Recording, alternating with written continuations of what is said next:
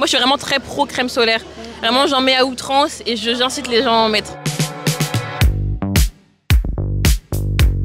Je pense qu'il est très bon pour la santé. Faut qu'on soit un peu au soleil pour, je sais pas, pour les vitamines, pour être exposé, pour tout ça. Ça dépend de la quantité, je dirais. Trop de soleil, c'est pas très agréable. Il faut savoir doser, puisque si on voit jamais le soleil, je pense qu'on devient vite dépressif. Mais après, c'est mauvais dans le sens où cancer de la peau, c'est la plupart du temps causé par le soleil. Ouais, c'est ça en fait. Pas trop s'exposer et surtout mettre de la crème solaire, des trucs comme ça. Tout est une question de balance entre les bénéfices et les risques.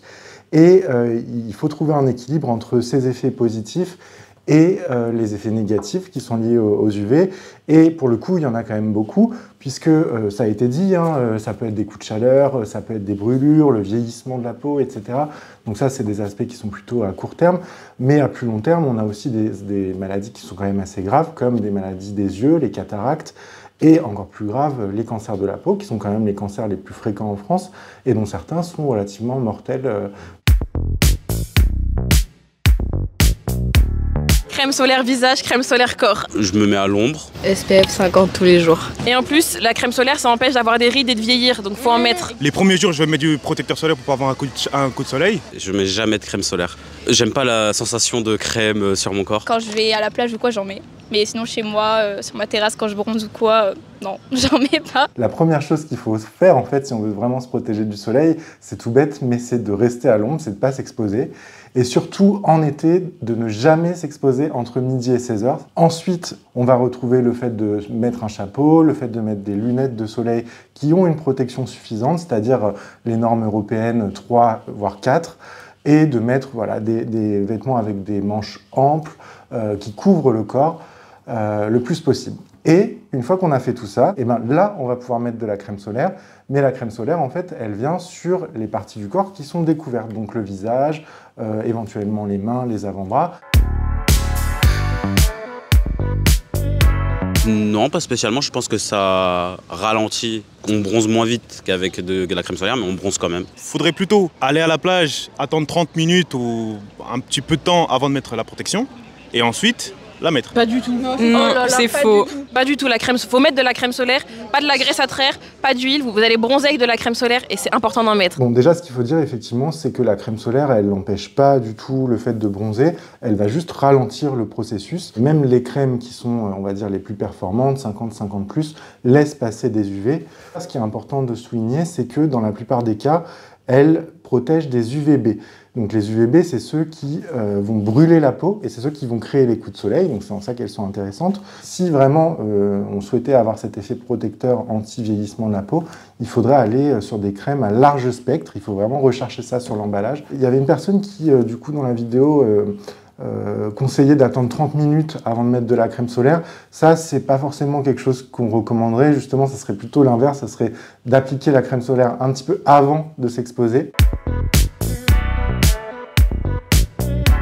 Des gros coups de soleil dans le dos, oui, j'en ai déjà eu. J'ai la peau hyper sensible à chaque fois, tous les étés je bronze beaucoup trop. Ma peau elle craque après et puis j'ai des gros coups de soleil. Oui, souvent. C'est souvent quand je vais à la plage et que je mets pas de crème solaire du coup. Après j'étais malade pendant quelques jours. Moi j'ai passé une très mauvaise nuit après. J'étais KO, je vomissais et tout. Bon, je pense que comme tout le monde, bien sûr, on a tous pris des coups de soleil dans la vie. L'important c'est de l'éviter au maximum et de l'éviter quand on est enfant et adolescent. Donc vraiment surtout de se protéger à ces âges-là. Donc en fait, être bronzé, c'est être brûlé, mais c'est aussi le signe que la peau elle a été agressée, c'est le signe que en fait, les UV sont venus endommager l'ADN. Et c'est cette accumulation des dégradations de l'ADN qui, à la fin, augmente le risque de créer des cancers.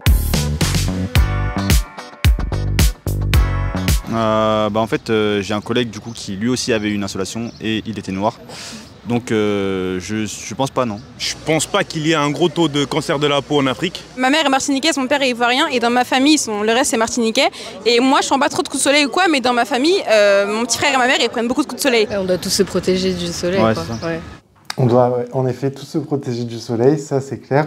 Toutes les peaux en fait sont à risque, mais ce risque il varie en fonction de quelque chose qu'on appelle le phototype, c'est-à-dire en fait les peaux les plus claires vs les peaux les plus foncées, les plus mates. Il y a 6 phototypes différents et en fonction de la catégorie de son phototype, on va avoir un niveau de risque qui est plus ou moins élevé. Pour autant, il y a une personne qui disait que je pense pas il y a beaucoup de cancer de la peau en Afrique. On sait que par exemple 20% des cancers de la peau aujourd'hui se développent sur des peaux mates.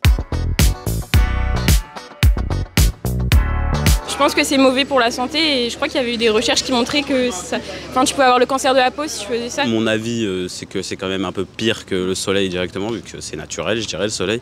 Surtout que c'est des espèces d'ondes UV bizarres, donc... C'est un peu idiot en vrai.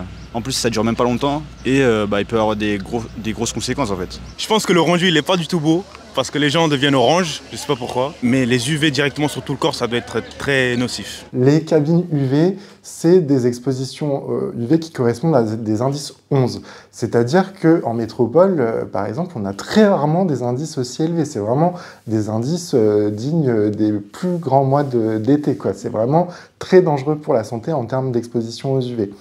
On sait qu'à peu près 5% des mélanomes, donc les cancers de la peau qui sont les plus dangereux et qui sont les plus mortels, proviennent de personnes qui sont liées à des expositions dans les cabines UV. Ça correspond quand même à peu près 350 cas de cancer par an. Les cabines UV, c'est interdit aux mineurs. Encore une fois, quand on est jeune, la peau elle est plus sensible, elle est plus fine, elle n'est pas mature encore. Et donc du coup, il ne faut surtout pas s'exposer à ce type de dispositif.